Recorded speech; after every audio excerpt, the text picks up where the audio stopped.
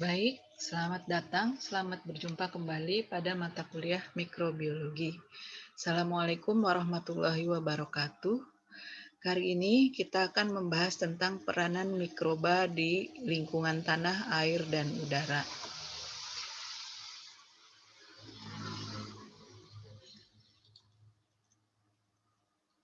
Baik, pembahasan tentang mikroba di lingkungan tanah, air, dan udara ini mencakup atau berkaitan dengan dua istilah berikut ini, yaitu ekologi mikroba dan mikrobiologi lingkungan. Ekologi mikroba ini sebagai salah satu cabang dari mikrobiologi adalah studi tentang perilaku dan aktivitas mikroorganisme di lingkungan alaminya. Sementara mikrobiologi lingkungan ini berhubungan dengan seluruh proses mikroba yang terjadi di tanah, air, atau misalnya makanan sebagai contoh. Jadi ini dua istilah yang berbeda namun saling berkaitan ya. Kedua ilmu ini mempelajari sifat hubungan mikroba dengan organisme hidup lain atau sifat simbiosisnya.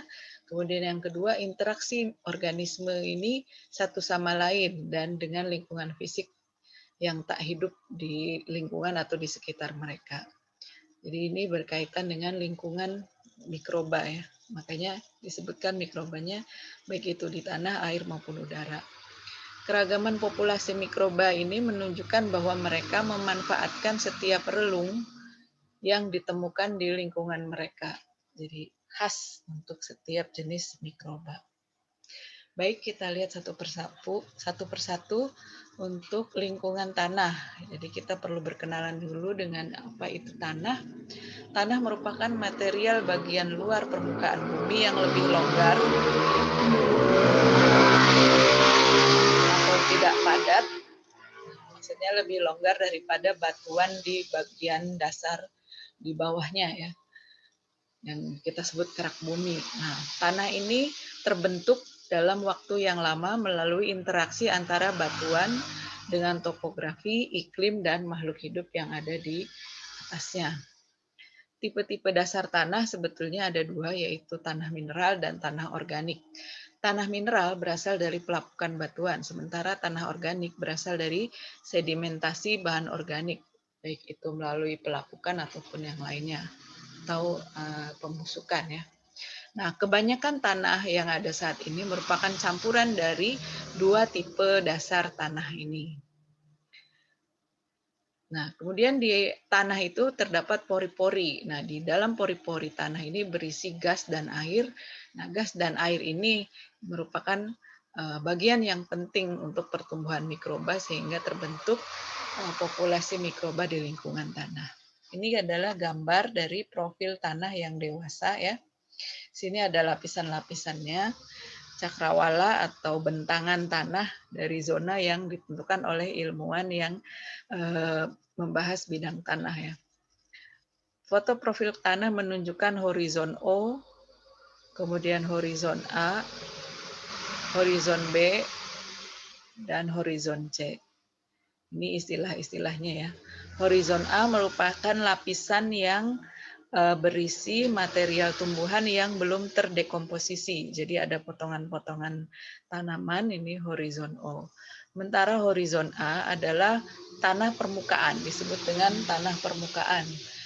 Bagian yang paling atas itu mengandung banyak material organik ya, bahan organik, warnanya lebih gelap dan bermanfaat untuk bidang pertanian, untuk tumbuhan, dan mengandung sejumlah besar mikroorganisme yang tumbuh di sini dan beraktivitas dengan tinggi di lapisan horizon A ini.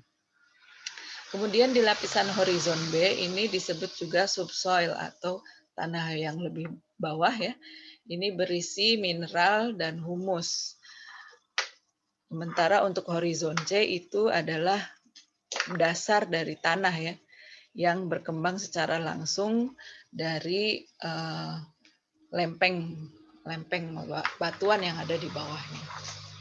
Jadi aktivitas mikroorganisme lebih banyak di daerah sini, horizon O, horizon A, hingga sedikit di horizon B. Nah, Mikroorganisme yang ada di dalam tanah ini jumlahnya miliaran, termasuk yang bersifat mikroskopik, bersama-sama dengan serangga dan cacing tanah membentuk komunitas yang hidup di dalam tanah. Tanah khas memiliki jutaan bakteri setiap gramnya. Nah, sementara ini adalah gambar rhizosfer, yaitu selapis tanah yang menyeliputi permukaan akar tanaman yang masih dipengaruhi oleh aktivitas akarnya. Tebal dan tipisnya lapisan rhizosfer antar setiap tanaman berbeda. Rhizosfer ini merupakan habitat yang sangat baik bagi pertumbuhan mikroba karena akar tanaman menyediakan berbagai bahan organik yang umumnya menstimulasi pertumbuhan mikroba. Bahan organik yang dikeluarkan oleh akar ini dapat berupa eksudat akar, sekresi akar, lisat akar, ataupun musigel.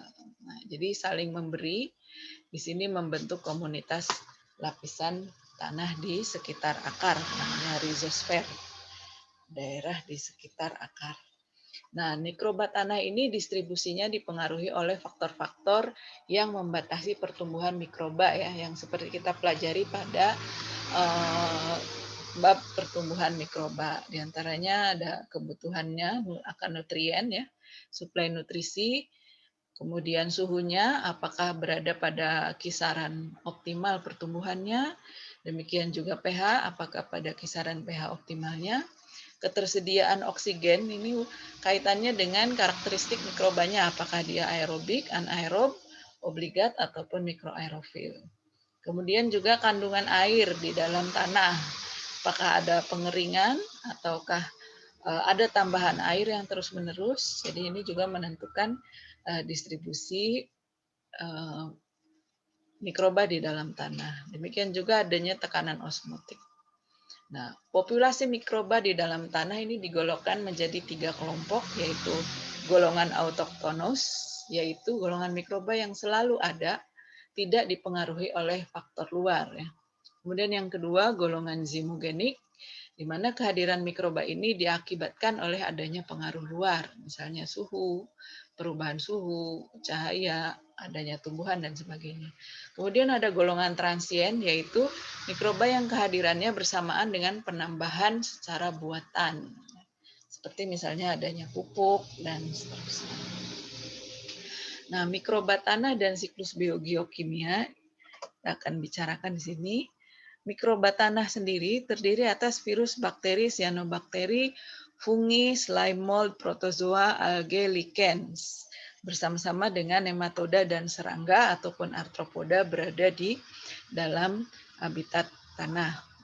Bakterinya bisa berupa jenis-jenis dari Pseudomonadaceae, Rhizobium, kemudian Actinomycete ataupun Bacillus.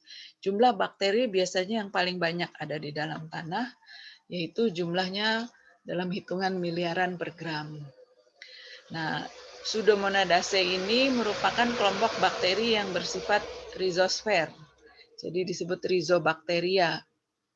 Ya, biasanya berasosiasi dengan akar tanaman, menghasilkan senyawa yang menstimulasi pertumbuhan tanaman.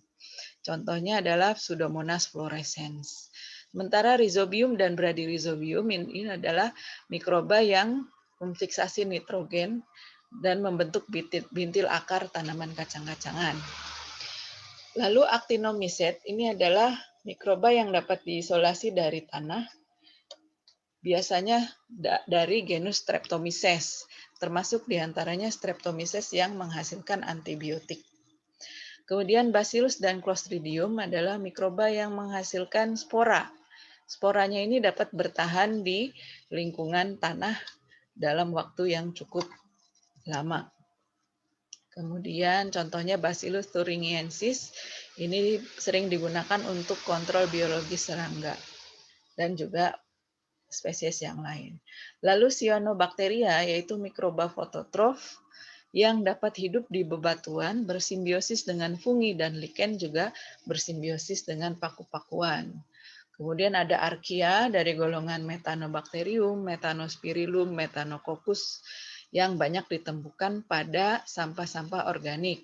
Nah, mereka ini bersifat anaerobik. Sementara fungi di tanah ini kebanyakan dari golongan Chytridiomycetes, Zygomycetes, Ascomycete, dan Basidiomycete. Chytridiomycete ini kebanyakan bertugas mendekomposisi selulosa, kitin, dan keratin.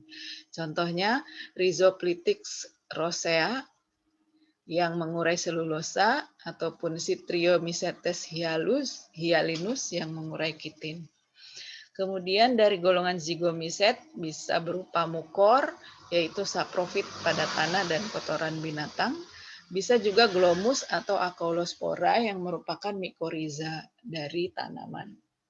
Kemudian dari golongan ascomycete ada aspergillus dan penicillium, ini banyak ditemukan sebagai dekomposer. Dan dari golongan Basidiomycete ini ada ribuan spesies yang bertugas sebagai saprofit yang membusukkan tanaman ya, kayu, ranting, daun-daunan dan juga di padang rumput untuk dijadikan bagian organik dari tanah. Contohnya Agaricus bisporus, Boletus edulis, dan mereka ini bertugas membusukkan kayu.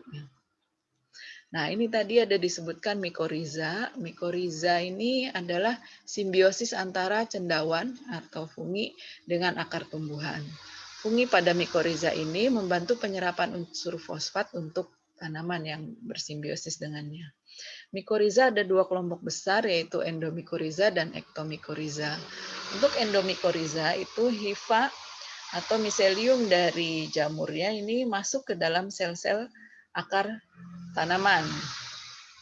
Endomikoriza ini sering disebut dengan VAM ya, vesicular arbuscular mycorrhiza atau mycorrhiza vesicular arbuscular. Arbuscle ini seperti ini ya, disebut semak kecil ya, yang berkembang sepenuhnya di dalam sel tanamannya. Nah, ketika arbuskul ini membusuk, melepaskan nutrisi untuk tanaman. Kemudian ektomikoriza ini miseliumnya membentuk mantel atau selubung ya yang menyelimuti ujung akar khas ya, contohnya pada tanaman eucalyptus ataupun pada pinus seperti ini. Nah, truffle sendiri juga merupakan contoh dari ektomikoriza. Nah, apa saja peranan mikroba yang ada di dalam tanah? Tentu saja ada yang menguntungkan dan ada yang merugikan. Yang menguntungkan, mikroba yang menguntungkan memungkinkan manusia untuk memanfaatkan jasa dan produknya. Contohnya dalam siklus biogeokimia ada siklus karbon, siklus nitrogen, siklus sulfur, fosfor, dan sebagainya. Kemudian juga sebagai dekomposer bahan organik, kemudian menghasilkan siderofor, fitohormon maupun antibiotik, dan degradasi polutan. Bisa berupa logam berat, hidrokarbon, pestisida, ataupun deterjen. Lalu peran merugikannya, mikroba ini dapat menyebabkan kerusakan tanah, kemudian penyakit pada tanaman, baik ataupun penyakit pada hewan ternak, bahkan dapat menyebabkan penyakit pada manusia. Di sini disebutkan beberapa contohnya ya. Ada Aspergillus, kemudian Xanthomonas, Pseudomonas, dan Erwinia. Kita lihat satu persatu siklus karbon. Semua organisme atau makhluk hidup, termasuk tumbuhan, mikroba, dan hewan, mengandung karbon dalam jumlah besar berupa senyawa organik seperti selulosa, pati, lemak, dan protein di dalam tubuhnya. Jadi seperti ini, karbon dari atmosfer ini difiksasi atau diikat oleh tumbuhan hijau ataupun fitoplankton ya, untuk diubah menjadi bahan organik berupa tubuh dari tumbuhannya. Tidak melalui fotosintesis ya. Kemudian tumbuhan ini dimakan oleh hewan, kemudian berubah menjadi tubuh hewannya. Lalu dari tubuh hewannya ini, kalau hewannya ini mati, mengalami dekomposisi. Jadi fiksasi, kemudian perpindahan ya ke hewan, lalu kalau mati mengalami dekomposisi. Dekomposisi menjadi bagian dari tanah, kemudian dikembalikan lagi ke atmosfer. Nah, demikian juga yang berada di laut, organisme yang mati, ini dapat menjadi fosil dan fosilnya dapat dibakar menjadi bahan bakar fosil. Nah, Dalam skala global, kembalinya karbon dioksida ke atmosfer melalui respirasi menyeimbangkan. Nah, melalui respirasi seluler ini, karbon dioksida dilepaskan kembali ke atmosfer untuk menggantikan yang tadi difiksasi oleh tumbuhan.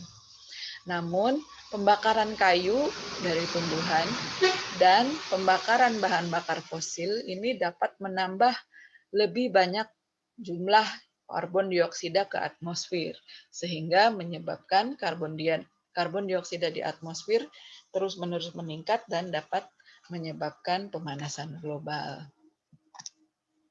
Selanjutnya ada siklus nitrogen, ini sangat menarik ya karena melibatkan banyak mikroba. Semua organisme membutuhkan nitrogen untuk mensintesis protein, asam nukleat, dan senyawa lain yang mengandung nitrogen. Nitrogen molekuler dalam bentuk gas yang ada di atmosfer ini membentuk hampir 80% dari atmosfer bumi. Jadi nitrogen bebas ini kemudian difiksasi ya, difiksasi baik itu oleh tumbuhan leguminosae yang bersimbiosis dengan rhizobium ataupun bradyrhizobium.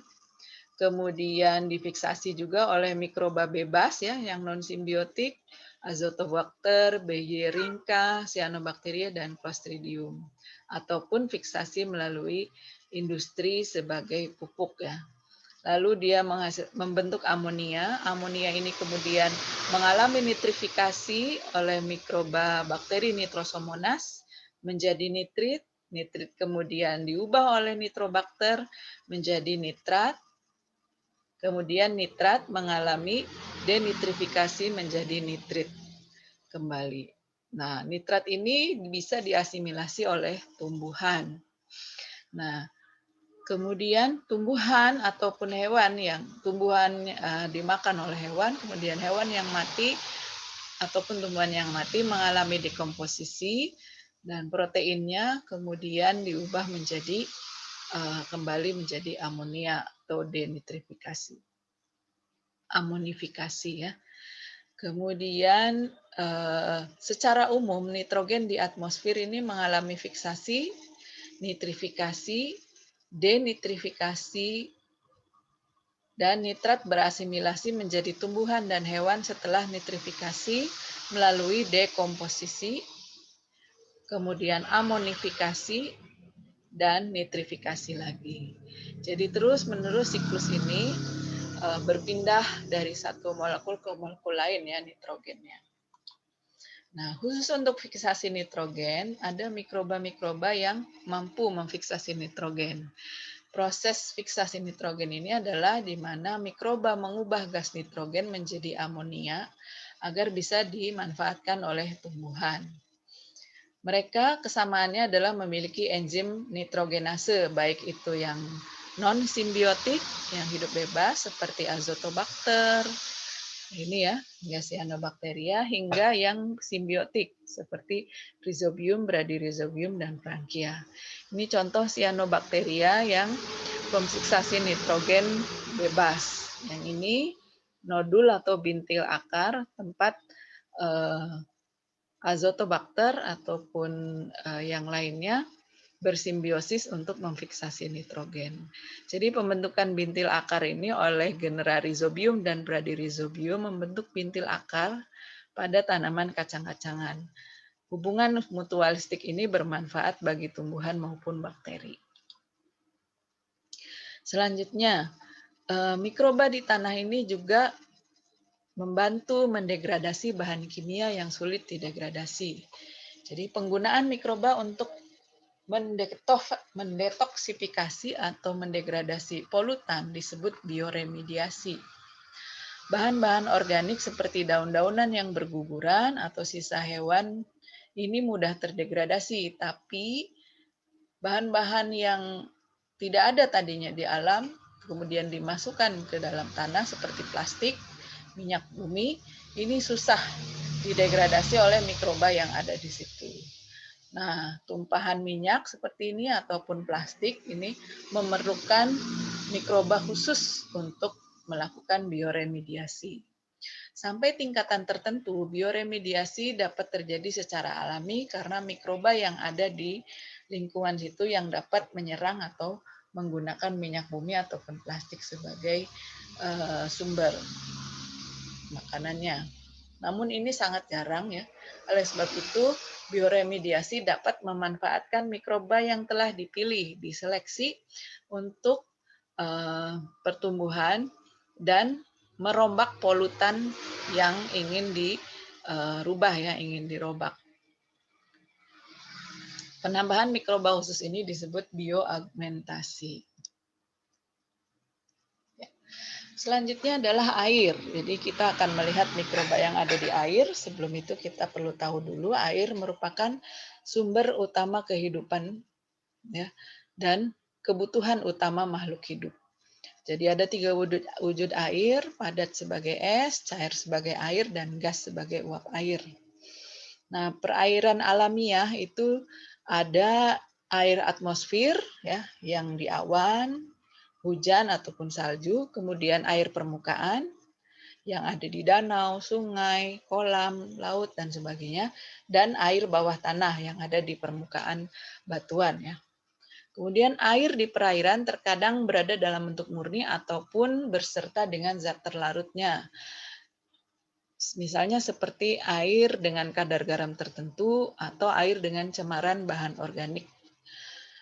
Tergantung zat yang terkandung di dalam air, komposisi mikroba dapat berbeda pada setiap perairan. Misalnya, perairan dengan cemaran bahan organik bahan organiknya dapat menjadi nutrien bagi mikroba, maka dapat menjadi tempat yang subur untuk tumbuhnya mikroba. Sebaliknya, perairan dengan kadar garam yang tinggi mungkin lebih sedikit adanya mikroba patogen. Nah, mikroba di dalam air merupakan mikroorganisme yang kegiatannya di perairan, baik itu perairan tawar, muara, marin, atau laut, termasuk di mata air, danau, sungai, maupun laut. Di mana bidang tersebut menelaah bidang kelompok mikroba virus, bakteri, alge, protozoa, cendawan yang mikroskopik menghuni perairan ini. Di air dapat terlarut zat-zat baik organik maupun anorganik. Mikroba kebanyakan tinggal di lapisan permukaan perairan. Semakin banyak zat organik yang terlarut di air, maka semakin banyak pula jenis mikroba yang tinggal. Karena sesuai dengan kebutuhannya. Kalau air itu menyediakan kebutuhan bagi mikroba, maka mikroba semakin banyak yang tumbuh di situ. Sejumlah besar mikroorganisme dalam suatu perairan umumnya menunjukkan tingkat nutrisi yang tinggi. Mikroba air dapat berupa heterotrof, autotrof, baik aerob maupun anaerob. Ada yang berfungsi sebagai fitoplankton atau produsen maupun yang zooplankton atau konsumen. Ada juga yang berupa pengurai atau dekomposer. Kebanyakan mikroba di air dari kelompok bakteri, alge, dan protozoa.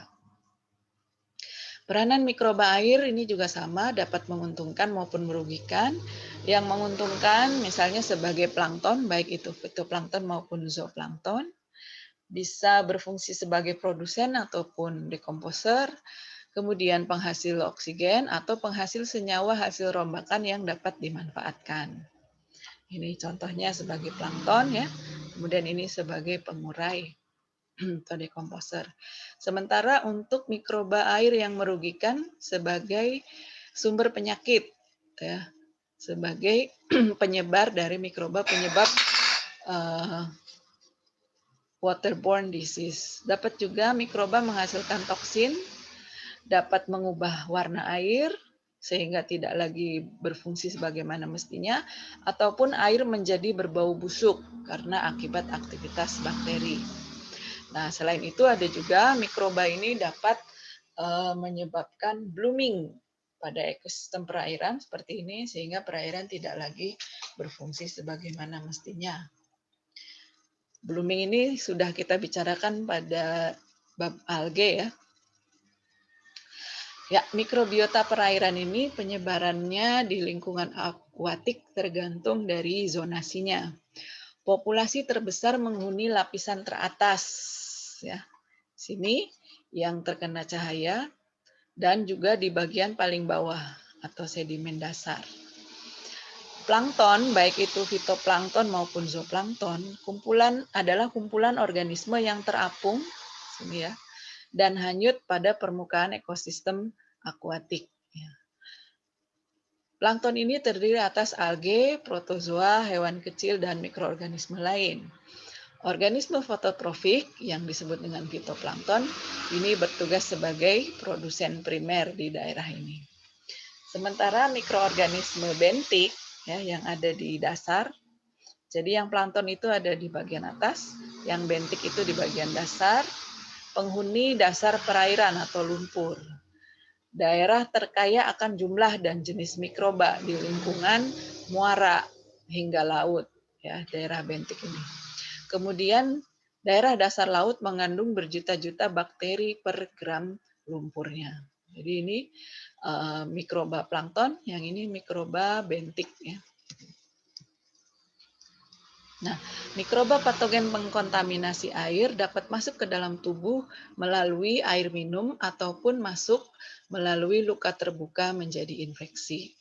Kemudian ada juga bakteri coliform, yaitu bakteri yang tumbuh dengan baik di saluran pencernaan dan keluar bersama feses, yang berfungsi sebagai indikator alami apakah suatu perairan itu dicemari oleh materi fekal atau tidak.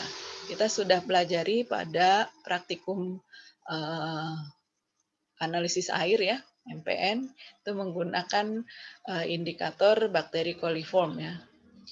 Bakteri coliform ini diantaranya Salmonella typhi, kemudian Clostridium perfringens, Escherichia coli, Leptospira, Shigella dysenteriae, dan Vibrio coma. Nah, yang terakhir udara. Jadi udara ini adalah yang ada di atmosfer ya. Atmosfer bumi adalah lapisan gas yang melingkupi bumi dari permukaan sampai jauh di luar angkasa. Ketinggian atmosfer ini mulai dari 0 km hingga 560 km di atas permukaan bumi. Berdasarkan suhunya dibeda-bedakan menjadi troposfer, stratosfer, mesosfer, termosfer, dan eksosfer. Lapisan atmosfer yang paling atas, ya, eksosfer ini sangat tipis dan renggang, sehingga partikel yang ada di sana bergerak bebas dan lepas dari gravitasi bumi. Sebaliknya, kondisi di lapisan paling bawah, di troposfer ini sangat tebal, terdiri dari gas, air, dan debu yang menyebabkan terjadinya hujan serta perubahan musim dan cuaca. Nah, kita membicarakan mikroba yang ada di lapisan troposfer ini. Nah, lapisan troposfer atau disebut juga udara biasa ya, komponennya tersusun atas nitrogen, oksigen, argon, karbon dioksida, neon, helium, metan, kripton, natrium oksida, dan hidrogen serta xenon. Selain itu juga terdapat komponen lain yang bersifat hidup yang pada umumnya berbentuk mikroba. Jadi di sini komponen udara selain bahan-bahan kimia juga ada makhluk hidup yaitu mikroba. Nah, mikroba udara terdiri atas organisme yang terdapat sementara mengapung di udara atau terbawa serta pada partikel debu yang ada di udara. Jadi sebetulnya mikroba di udara ini bersifat sementara dan beragam. Udara bukanlah suatu medium tempat mikroorganisme tumbuh, tetapi merupakan pembawa bahan partikulat debu, tetesan cairan yang kesemuanya ini mungkin dimuati oleh mikroba. Jumlah dan macam mikroorganisme dalam suatu volume udara bervariasi sesuai dengan lokasinya, kondisi cuaca, dan jumlah orang yang ada di dalamnya. Banyaknya jumlah mikroba ditentukan oleh banyaknya cemaran yang terdapat di lingkungan tersebut. Dan kelangsungan hidup mikroba tergantung pada keadaan di sekitarnya. Kita lihat kandungan mikroba di udara, di dalam ruangan, dan di luar ruangan akan berbeda. Di dalam ruangan, kandungan mikroba dipengaruhi oleh faktor-faktor seperti laju ventilasi, apakah ada jendela, jendelanya apakah dibuka atau tidak, adanya kipas dan sebagainya gitu ya. Kemudian ada kepadatan orang-orang, jumlahnya banyak atau tidak, karena orang-orang ini dapat menjadi sumber cemaran mikroba dan kegiatan orang-orang yang ada di ruangan itu. Jadi apakah orang itu hanya duduk saja, lari-lari, ataupun masak-masak, pasti akan berbeda ya kandungan mikroorganisme yang ada di ruangan tersebut. Nah, mikroba terutama dihembuskan dalam bentuk percikan dari hidung, mulut, ketika bersin ataupun batuk, bahkan saat berbicara. Nah, percikannya ini ukurannya beragam, mulai dari yang ukuran besar, ya disebut droplet, lebih dari 5 mikron ukurannya. Ini membawa mikroba-mikroba ini, dan yang tetesan kecil yang disebut aerosol ini ya. Nah, ini membawa mikroba-mikroba penyebab penyakit yang disebarkan melalui udara atau airborne disease seperti TBC, cacar, dan seterusnya. Nah, ini jatuhnya, jarak jatuh dari orang yang mengeluarkannya berbeda. Untuk droplet itu maksimal 3 kaki, untuk yang aerosol ini bisa lebih dari 6 kaki. Sementara di atmosfer, ini sumber dari mikrobanya berasal dari permukaan bumi, dari tanah maupun air. Jadi dari tanah biasanya dibawa oleh angin bersama debu. Ya. Jadi debu yang terbawa oleh angin biasanya membawa partikel debu itu membawa mikroorganisme. Nah, sementara titik-titik air dari permukaan perairan seperti ini juga dapat berisi mikroorganisme. Nah, ada juga yang disebut jasad kontaminan. Kalau kita bekerja di laboratorium, itu kita ingin menumbuhkan mikroba tanpa diganggu oleh kontaminan. Nah, kontaminan ini adalah mikroba yang ada di udara. Kalau kita berikan media, mereka akan tumbuh. Jadi, kalau kita mengisolasi mikroba dari udara, biasanya yang tumbuh adalah jasad kontaminan, yaitu kelompok mikroba yang paling banyak ditemukan sebagai jasad hidup yang tidak diharapkan kehadirannya melalui udara. Umumnya disebut jasad kontaminan ini mengingat apabila suatu benda atau substrat yang ditumbuhinya dinyatakan sebagai substrat yang terkontaminasi. Kelompok mikroba yang termasuk kontaminan bisa berupa bakteri, jamur, ataupun ragi. Bakterinya dapat berupa Bacillus, Staphylococcus, Pseudomonas, Sarcina. Sementara jamur atau fungi dapat berupa Aspergillus, Mucor, Rhizopus, Penicillium, ataupun Trichoderma. Sementara bisa juga berupa ragi Candida, Saccharomyces, ataupun Paesilomyces. Peranan mikroba di udara juga sama, dapat menguntungkan ataupun merugikan. Yang menguntungkannya tentu sebagai penyebar sel maupun spora mikroba yang bermanfaat. Nah, mikroba yang bermanfaatnya bisa dari tanah ataupun air seperti yang tadi sudah dijelaskan ya. Contohnya bakteri fiksasi nitrogen ataupun nitrifikasi. Yang merugikannya juga sebagai penyebar mikroba patogen sebagai sumber infeksi yang disebarkan melalui udara atau untuk airborne disease. Contohnya untuk penyakit TBC ya yang disebabkan oleh Mycobacterium tuberculosis. Sampai sini dulu pembahasan tentang peranan mikroba di tanah, air, dan udara. Sampai jumpa pada pertemuan berikutnya. Assalamualaikum warahmatullahi wabarakatuh.